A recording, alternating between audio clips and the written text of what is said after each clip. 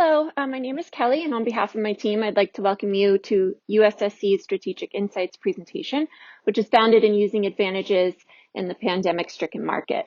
So the presentation is compiled by myself, Derek, William, Pam, Nick, Pooja, and Ali, and led by Brad and Tess from the Fox School of Business. So for a bit of an overview today, we will go beyond a previous discussion and look more within the market, specifically the current state of things, how funding is driving opportunities, and expected adoption barriers.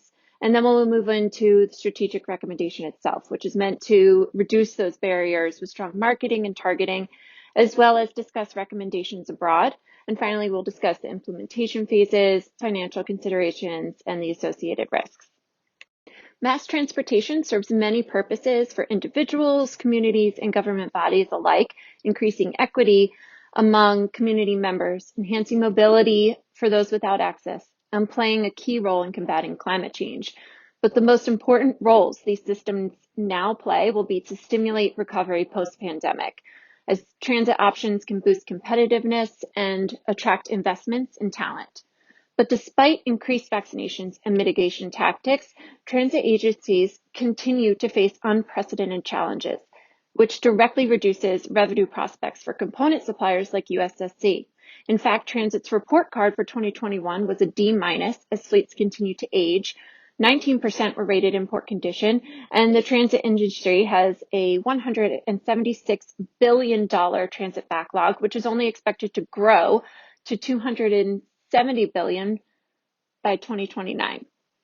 So while riders demand more cleanliness, disinfection, and safety, transit agencies want to keep operations going as ridership has declined over 76% nationally, with large agencies really impacted more. As nearly every agency has taken action to combat the pandemic, communities understand the importance of products like the 365 disinfects. While the pandemic's effects on the economy and transit agencies have been really profound, every crisis poses opportunities. So recognizing that public transit is a critical part of economic recovery, the $1.9 trillion stimulus package is the single largest federal aid infusion that public transportation has ever received, offering critical stability for transit agencies who are shifting their thinking from service cuts, seen in the pie graph, to opening stations, restoring routes, and making investments. So the Department of Transportation approximated a repair backlog of more than $105 billion, which included over 24,000 buses that needed replacement. And as the government looks to double their investments, transit agencies will actively pursue this funding. So given that funding instability has caused decades of restructuring within the industry, the increasing prospects of passage has the potential to really energize the entire public transit sector, allowing for massive opportunities relating to new innovations and technologies that solve OEM and transit agency pains, especially considering that 14% of buses are past their useful life. So as OEMs and transit agencies now have the means to obtain a first mover advantages and new innovations, USSC's product can really fulfill that, a critical market demand, and help really turn the tide for USSC, transit agencies, and OEMs. So USSC really maintains a strong product market fit and a highly differentiated status, which we discussed last time, and can appeal to quality, innovation, disinfection, and safety needs on a more consistent basis as metros can look for more long-term solutions. The prevalent theme that we found relates to really strong adoption barriers, specifically where simplicity, trialability, and observability are concerned. As LED lighting has been utilized for over 15 years, many of agencies and OEMs already have their suppliers. So also entering into a white space without any awareness, USSC really has to create and capture that demand for themselves throughout the entire consumption chain. But also UV mistrust was a continued barrier with passive and active rejection issues. So clients simply don't know about the product or its proven results, but they also question the safety and efficacy behind it. One survey respondent whose pre-pandemic ridership totaled nearly 8.4 million persons per week, mentioned that they worked with the EPA and Department of Homeland Security to test UV disinfection. And the EPA study concluded that there was no significant impact on the microbes exposed to the UVC test. So you're going to come into a lot of adoption barriers there. Bias really toward the lack of safety and of UV products was a repeated issue throughout all of our research with OEMs, transit agencies, and riders. So OEMs are also really risk averse, which hinders adoption of new products. But on the other hand, they're also really interested in new innovations, but they don't want to waste their resources without certain assurances. So actually this risk aversion can work in your favor if it's marketed well, since you're part of their trusted supplier network. But what we saw throughout every analysis was the lack of simplicity and observability related to UV-based products is going to present a significant challenge that you have to overcome. But there are opportunities to enhance this by making it easier for clients to gain knowledge, consider, and decide about purchasing the technology, really in those push and pull marketing strategies that we discussed before. United Safety's product also offers a lot of appreciated advantages, right, including the ease of installation and use, proven effectiveness, marketability, and brand recognition. So countering that rejection, whether active or passive, by offering increased product information and focusing on those relative advantages will really ensure a smoother product adoption and actively fight that inertia that you're going to see. The strategy we are proposing is really founded in competitive advantages and the quality of inputs within the larger market. So in many ways, United Safety is pioneering into a new space, but in other ways, also challenging current lighting suppliers. So because the product offers higher quality and performance than those other options, USSC should employ an upward flanking strategy, right, whose ultimate goal is to decrease switching costs, solve consumer pain points, boost ridership, and reduce adoption barriers. So by increasing value for these transit metros who are going to transfer their demand to OEMs, USSC can uphold premium pricing. With the upward flanking strategy, United Safety will establish a new and differentiated position through the value propositions with customers who are willing to pay a higher premium for better and sustained performance over those other options. Rapid product deployment is really needed, though, to uphold this value. If agencies already have disinfection products, especially with contractual agreements, USSC will have a very difficult time. Within one of our surveys, large adoption barriers were not only listed as existing loyalties and relationships with lighting suppliers, but also price in the sense that they had already bought other options. So despite the fact that ridership is not expected to recover until 2025, transit agencies may begin to feel like their mitigation measures are working and that they should move on to other issues because there are so many. One respondent is back up to 50% of pre-pandemic levels, so they may not think they need it. USSC has to act fast, though, really to meet the rider desires because they are there before the value wears off, which is a common eventuality. However, with the pandemic exacerbating transit agency pains and expenses like the MTA, whose finances will be impacted by the pandemic, an estimated $16.4 billion by 2024, these organizations are looking for long-term safety solutions. And the disinfection product will act as a good investment for agencies to ensure the losses are not so big in the future. And the product can help pull investments and talents into communities for sustained and safe ridership. But it also increases future competitiveness, right, through those innovations and safety enhancements. So in fact, SEPTA recently announced some of its first goals and strategies this year revolve around enhancing cleanliness and safety, supporting post-pandemic recovery with transit investments. The Turlock Transit System in California, who's a known USSC customer, recognizes the importance of innovative products beyond the pandemic, calling similar devices good long-term investments. So with an increase in similar sentiments, the product will likely be seen as a critical investment for future development, safety, and financial stability. So coupled with that federal funding, and as municipalities are just starting to understand the true impact of COVID, acting quickly to provide this solution is going to be really critical.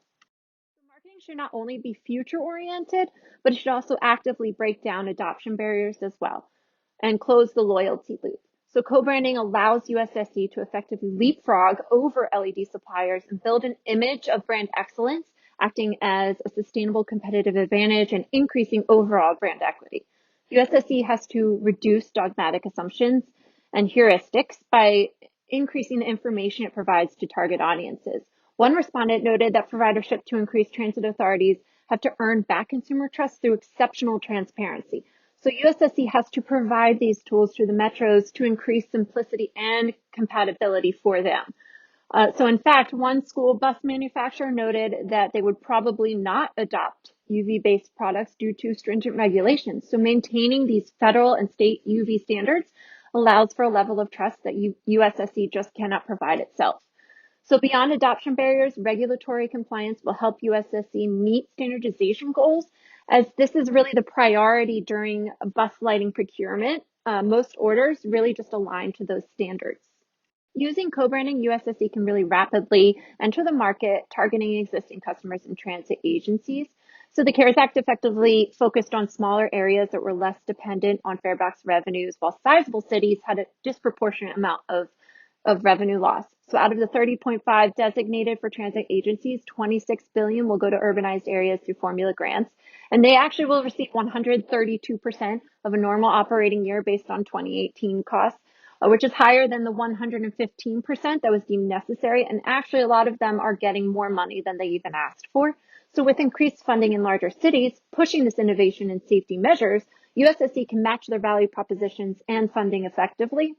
And also, we need to think about the fact that OEMs want standardization for cost efficiencies and quality perspectives, right? So a 2020 Deloitte survey found that despite difficulties, there was a basically unanimous alignment between respondents on the benefits resulting from a single set of requirements, right? So unlike other USSC products, lighting really doesn't require much CSR consideration, which is why the orders generally match federal and local requirements. So the added disinfection benefits can help OEMs maintain those cost efficiencies while adding some high technology advantages. So a few specific targets that we came up with, transit-based targets, were SEPTA, which has a new transit master plan. MTBA is looking to spend $3 billion on bus upgrades. Capital Metro is $7.1 billion for an expansion project called Project Connect. New Jersey Transit is adopting new technologies and EVs with a 10-year strategic plan to purchase new buses. And Antelope Valley Transit Authority is contracted with BYD to manufacture 85 new EV buses, which is a sentiment that's expected to grow throughout California as well. So now Derek will speak about issues moving abroad. The risk of expanding into South America is high due to the country's tendency to be politically and economically unstable. Large-scale protests are likely to occur and potentially catastrophic. An example is the mass protests in October 2019 in Chile, which led to 80 metro stations being burned and destroyed. The Chile example of instability manifested to the extreme, but in general, the type of protest and unrest from the public is not uncommon. Although there are many interesting advantages, as you can see on the slide, to suggest Latin America is a viable option to expand, at this time the future is bleak for the economy and the governments. Due to the instability in the region accompanied with the slow growth, we would not recommend Latin America at this time. The European transit infrastructure is largely rail-focused rather than bus. Although there have been some efforts to fund the transit authorities and make upgrades, there still remains major infrastructure concerns. A high percentage of commuters continue to travel by passenger car. Due to the lack of substantial funding and the difficulties in building a substantial infrastructure, expanding into the European Union market is not recommended at this time. Although USSC has a presence already in Australia, expanding further into the market will put them in a prime position for success. Overall, Australia would be an optimal choice for USSC to expand into. Cleanliness, much like the United States market, is a major concern for mass transit riders in Australia. Australia's economy after the pandemic is also expected to recover quickly. With regards to budgeting, the government expects the economy to grow by 4.5% in 2021. Surprisingly, despite a global pandemic, unemployment rates are expected to have also dropped from a peak of 10% pre-COVID down to 5.25% within the next 4 years. Once workers start returning to work while vaccinated and restrictions start being lifted, this number is expected to go back up, which will give USSC opportunities to further their expansion into the Australian market for public buses. In order for the upward flanking strategy to maintain success, USSC must methodically yet rapidly seize market opportunities. A phased implementation will help them maintain the mission and build brand equity. However, several key elements must be consistent throughout the process. First and foremost, marketing cannot simply focus on the product, but rather highlight the continued problems the product solves. USSC must continuously listen, test, and iterate new ideas, sharing best practices within the sales and marketing ecosystems. As the process must move forward quickly in order to meet current and future market needs successfully, USSC must adapt within its environment before the product lifecycle matures on disinfection options.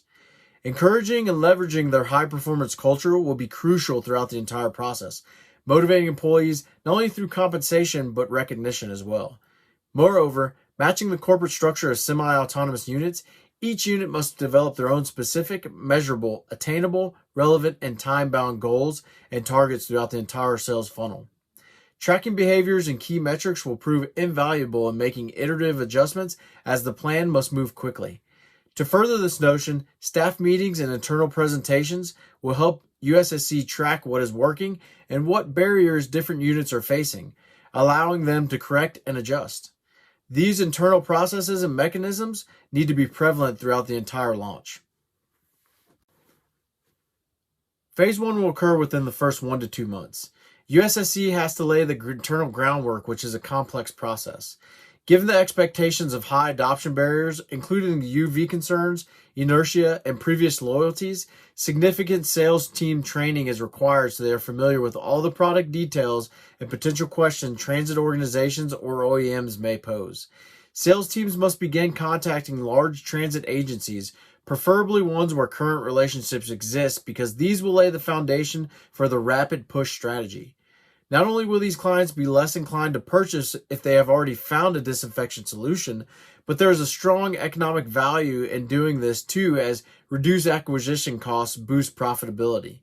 Additionally, value-based pricing structures must be developed, likely within the $5,000 range, given the MTA adopted Puro's Lighting's UVC product in the amount of $6,500. However, the value of differentiated products can be diminished if the cost differentials become too large, as differentiation ceases to provide value. So sales teams must be able to defend the value-based pricing model as well. R&D needs to focus on meeting government requirements, as this is the current basis for LED orders, preferably using material and parts from other applications to drive efficiencies. Phase 2 will occur within months 3 to 6. The second phase moves outside the organization and involves products deployment, buzz development, sales tracking, and co-marketing strategies. 80% of consumers say the experience a company provides is just as important as its products and services. So presentation, part of the dual push-pull marketing strategy, will be crucial during this part of the stage. With this in mind, presentations must actively engage potential customers while combating adoption barriers while communicating the product's benefits. We also recommend contacting small rural transit agencies and OEMs.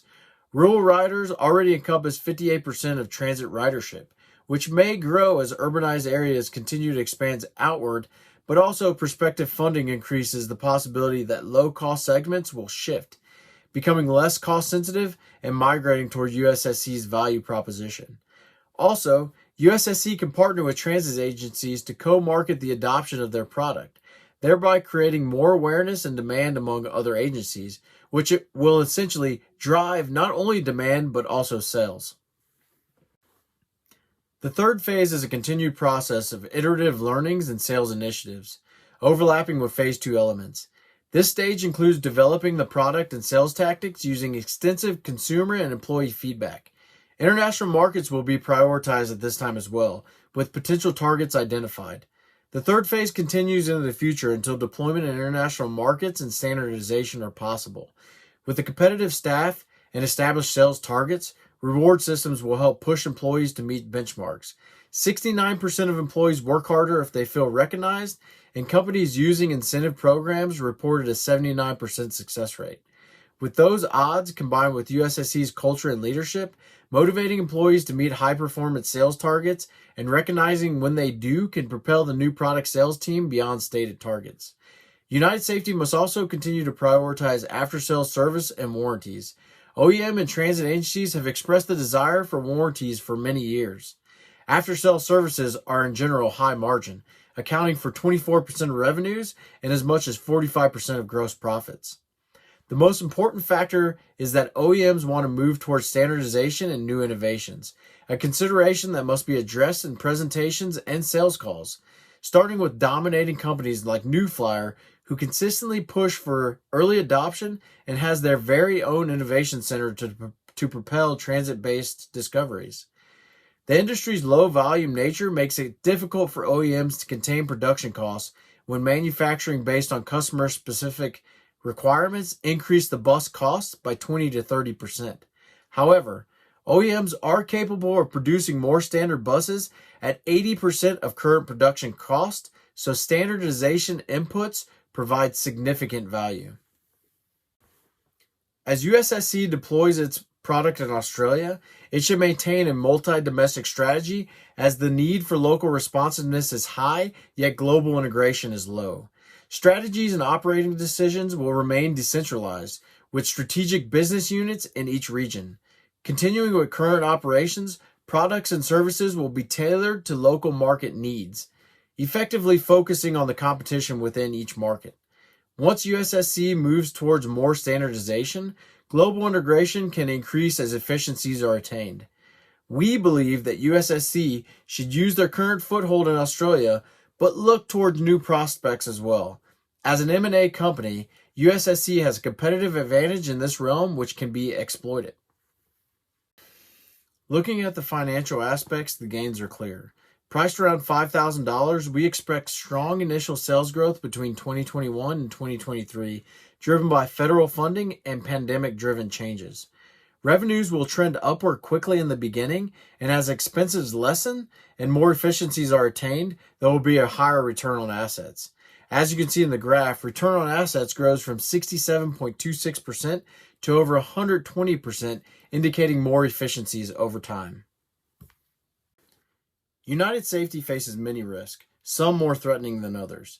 The most threatening risks are UV adoption and bias concerns and the Australian border closing to business travel. The UV adoption and bias concerns is a high-impact event if consumers actively reject USSC's product based on exposure concerns. Given many people have already been conditioned to see UV light as a dangerous thing, we categorize the likelihood as medium that those concerns would persist, ultimately creating a big problem for United Safety. They can mitigate the risk by engaging with multiple regulatory agencies to certify their product safe for human exposure. Additionally, through a clear marketing strategy, they can increase consumer awareness, convincing the public that their product is safe. The Australian border closing to business travel is also a high-impact event, as USSC currently has business operations within the country. The likelihood of the Australian government closing the border is low to medium because they have shown a prevalence to be proactive, which has been largely successful for them, as only 910 people have died from COVID-19 within the country. To mitigate the risk, USSC must monitor the trends and potentially forward deploy personnel to the location to have trusted people on the ground in the event that the border does close. Thank you for your time. We look forward to answering your questions during our next meeting.